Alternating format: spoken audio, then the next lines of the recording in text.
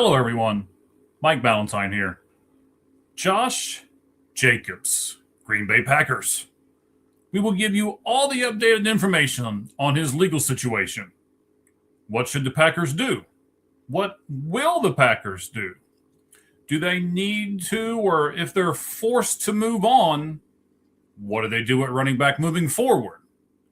All of that and more from behind the pulpit, where you never have to worry about the language and you never have to adjust the volume because there'll be no screaming and there'll be no cussing. A full swing, on target, open-minded, over the middle, straight up, hands down podcast.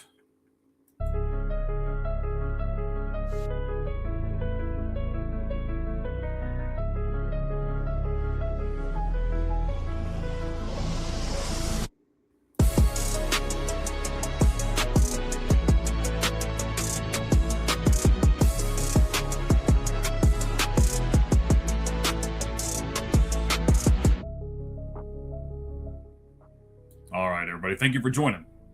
Appreciate it. Let's get to going. Most of the time, I like to do a video series. Today will not be the case. I am going to do one short standalone video as a reaction to my co-host Cheese, who did a video yesterday that I will link in the description. This is the All Gloves Off channel. But not only do we have myself and Cheese, who do the podcast together every Tuesday night called the Lights Out Sports Podcast. It has well over 100 views. We do it both on one that's really good for you to watch on the phone and better for you to watch on the laptop, TV, or whatever else you're going to watch, whatever other device you're going to watch it on. But that's far from all we have. Red Hot Reds, Minor League Monday, give you a greater Cincinnati Reds insight. We got Fanboys Unleashed now with Brandon and Mr. First Down talking Tennessee Titans all the time.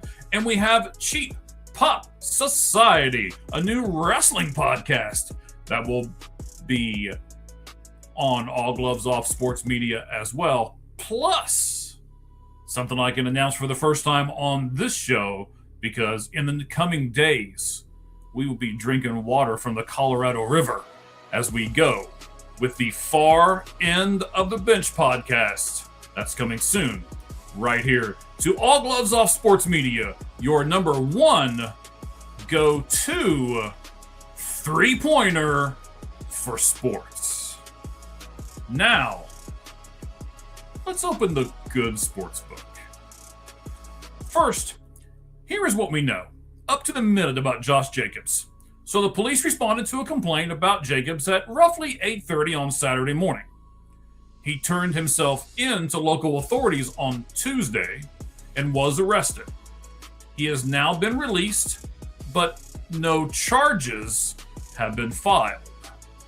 The charges he was booked on were charges of battery, so domestic abuse, criminal damage to property, and then domestic abuse and disorderly conduct, which stem from a domestic abuse, strangulation, and suffocation incident, and intimidation of a victim.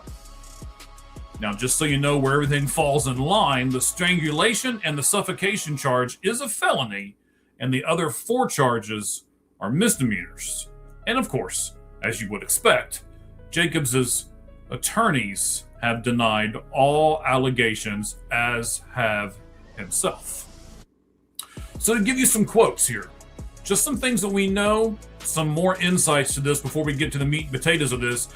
David, we'll say Lassie, Lasee, is the district attorney that's assigned to the case.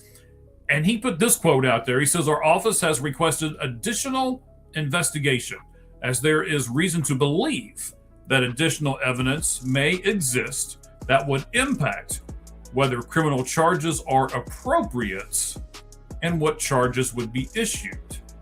The investigation remains open and is ongoing." So they're trying to decide what to charge him with, if anything at all, and they want to make sure they have everything put together, their T's crossed, their I's dotted before they do anything. A statement from Jacobs' lawyers are, quote, "We encourage everyone to keep an open mind while the matter is fully reviewed. We remain confident that, once all of the evidence is gathered and evaluated, it will confirm that no charges should be brought against Josh in the future." Close quote. I do notice something with this quote. They don't say he's innocent. They just say no charges. We'll see. An NFL spokesperson on Wednesday said that the league has, quote, "been closely monitoring all developments in the matter," close quote. And the Packers, who started organized team activities this week and canceled a scheduled reporter post-practice availability on Wednesday, issued a statement on Tuesday saying that they were aware of the matter and that, quote, "as it is an ongoing legal situation, we will withhold further comment," close quote. Lastly, Packers head coach Mike LaFleur doubled down and said on Wednesday, "I know there's going to be a lot of questions about Josh. I'm going to stick with the statement that we put out as an organization and let the process play out." Jacobs, who's 28, rushed for 7,803 yards, and he has 74 touchdowns in his 7-year career, which includes 5 seasons with the Raiders.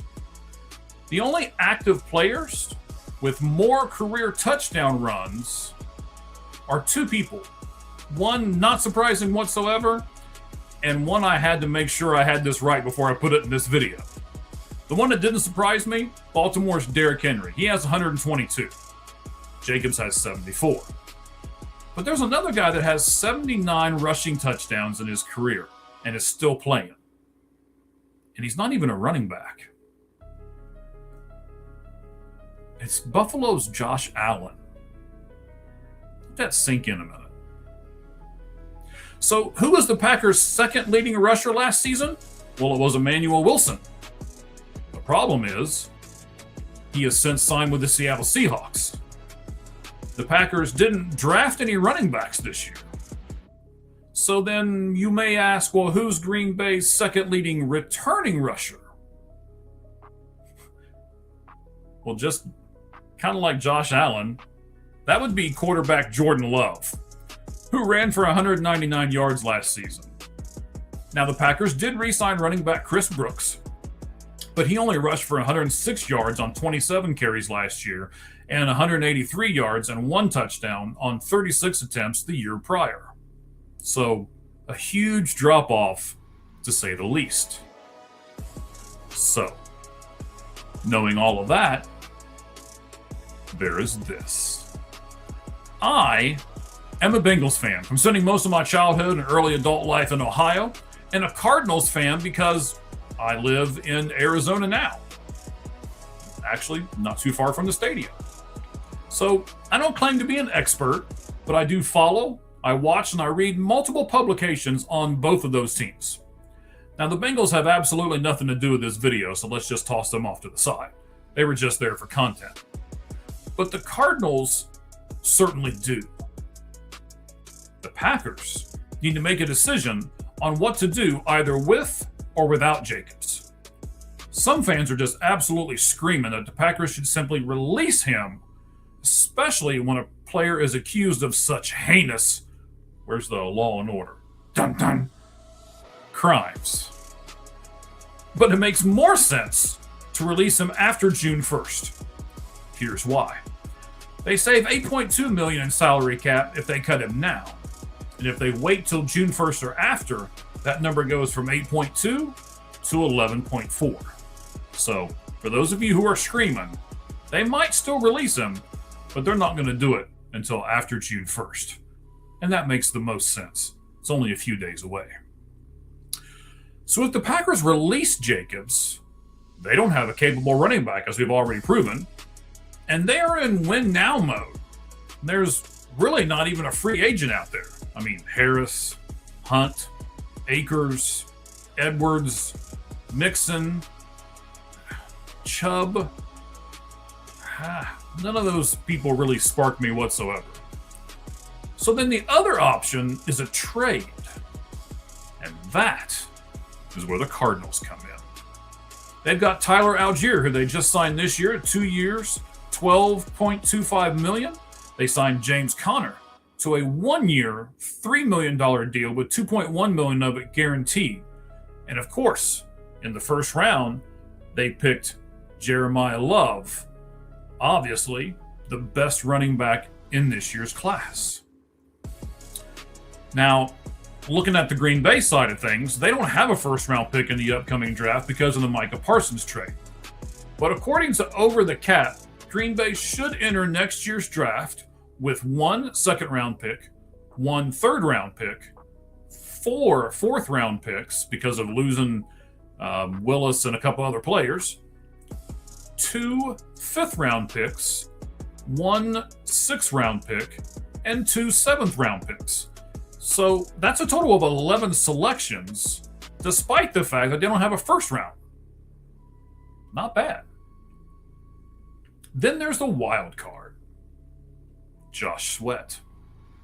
Sweat is dominated in Gannon's system. They have spent 3 seasons together, remember, 2 in Philadelphia, 1 in Arizona, with Sweat featured in 49 games and 46 starts in that time. Now, from a sack total perspective, 3 of Sweat's top 4 seasons came in Gannon's defense. And you have to remember, Gannon is now the defensive coordinator for the Green Bay Packers. Sweat had 30.5 sacks in 49 career games while playing under Jonathan Gannon. According to Sport Track, a team trading for Sweat would take on a cap hit of $10.88 million this season and $18.1 for the next. So for perspective, just again from a Green Bay standpoint here, his $10.88 million cap this year would only be the Packers' 7th highest player.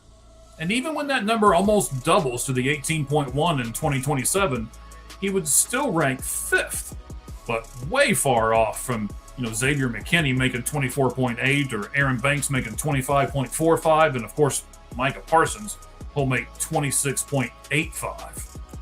But Sweat will give Micah Parsons a second person there.